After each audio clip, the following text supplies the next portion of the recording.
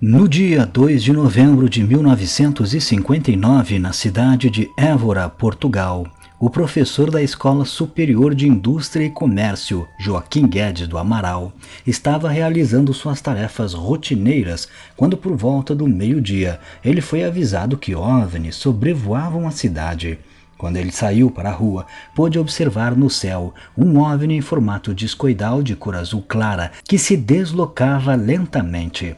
Rapidamente, Joaquim correu para dentro do prédio e pegou seu telescópio para observar melhor o fenômeno. Olhando em detalhes, ele percebeu que o objeto parecia aumentar e diminuir de tamanho, também acelerava em velocidades extremas e depois parava abruptamente pairando no céu. Meia hora depois, por volta do meio-dia e meio, um segundo objeto surgiu e desta vez era muito maior que o primeiro. Joaquim também notou que este segundo objeto parecia apresentar movimentos ondulatórios, como semelhantes aos observados em águas vivas na natureza. Em seguida, os dois OVNIs aceleraram em altíssima velocidade e desapareceram de vista. Mas o fenômeno ainda não havia terminado, pois assim que os dois objetos foram embora, começou a cair do céu vários filamentos brancos de uma substância gelatinosa, fenômeno este que é conhecido na ufologia como cabelo de anjo. Posteriormente, descobriu-se também que o mesmo fenômeno do cabelo de anjo havia caído horas antes na base aérea de Sintra, distante cerca de 130 quilômetros de Évora. Na base aérea, uma das testemunhas do fenômeno foi o piloto Joaquim Conceição e Silva, que viria a ser anos mais tarde chefe do Estado-Maior da Força Aérea Portuguesa. Ele conta que por volta das 8 da manhã daquele dia 2 de novembro de 1959, ele estava à espera de iniciar seu voo de rotina, juntamente com outros colegas militares, quando os cabelos de anjo começaram a cair do céu.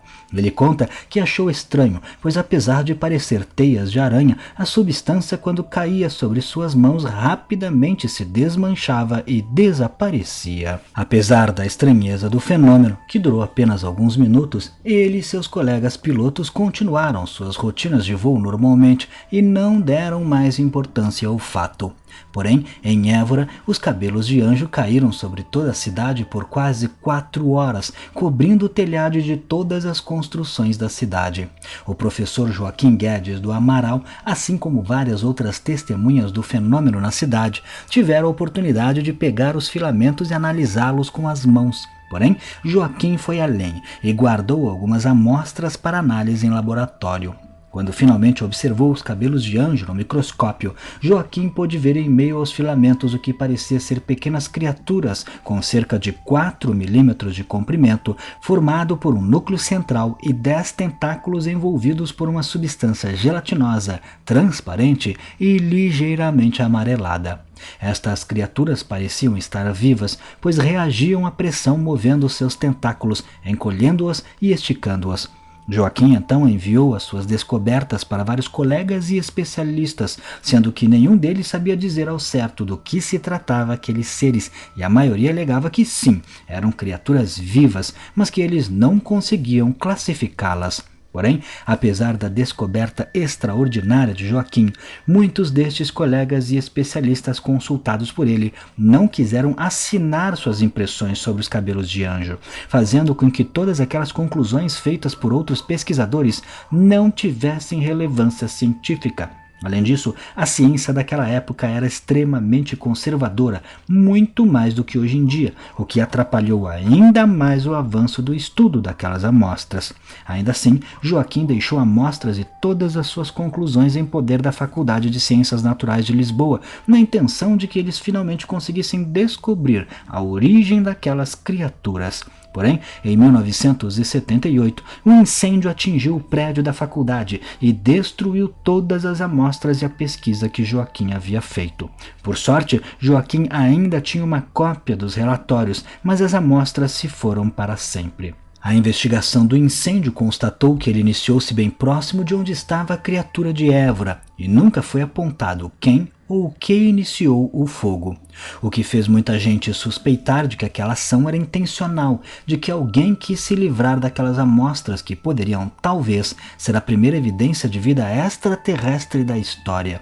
Neste caso, que é um dos mais importantes e emblemáticos casos ufológicos de Portugal, temos o que pode ter sido uma evidência de que os OVNIs de fato têm origem extraterrestre. Não é possível saber se estes OVNIs estavam lançando propositalmente estes cabelos de anjo, que na verdade guardavam seres microscópicos, ou se talvez seres microscópicos estavam apenas grudados na nave e acabaram se desprendendo e caindo no chão aqui na Terra.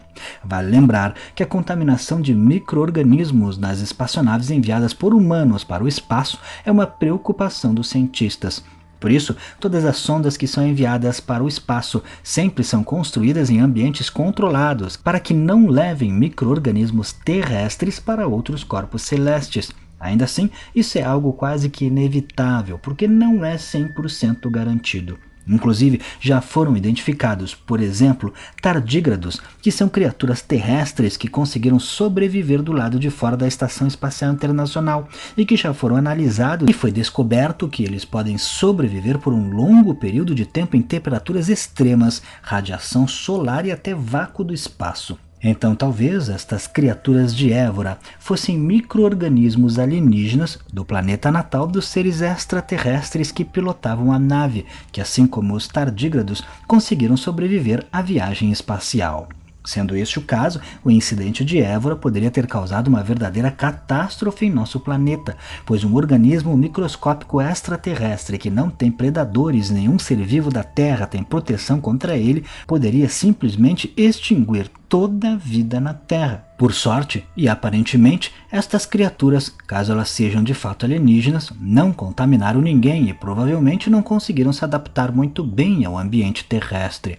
Mas esse tipo de preocupação em relação à contaminação é algo que precisa ser levado em consideração em futuros contatos alienígenas, pois pode ser fatal. E não somente isso, mas humanos, quando voltarem de viagens espaciais a Marte, por exemplo, terão que passar por procedimentos muito rigorosos de quarentena e vários cuidados para que os astronautas e a espaçonave deles não volte contaminada por algum agente microscópico alienígena. Sobre o caso Évora, é realmente uma pena, pois estas amostras poderiam ser analisadas nos nossos dias atuais e, sem dúvida, muito mais informações teriam sido adquiridas. E mesmo na época do incidente, lá em 1959, muito mais coisa poderia ter sido feita, mas infelizmente o preconceito com o fenômeno ufológico e o medo do ridículo acabaram fazendo com que perdêssemos uma grande oportunidade. Mas e você? O que acha? Não deixe de comentar. Se gostou, clique em gostei e não esqueça de se inscrever no canal, vire membro se puder, clicando em seja membro e siga lá no Instagram.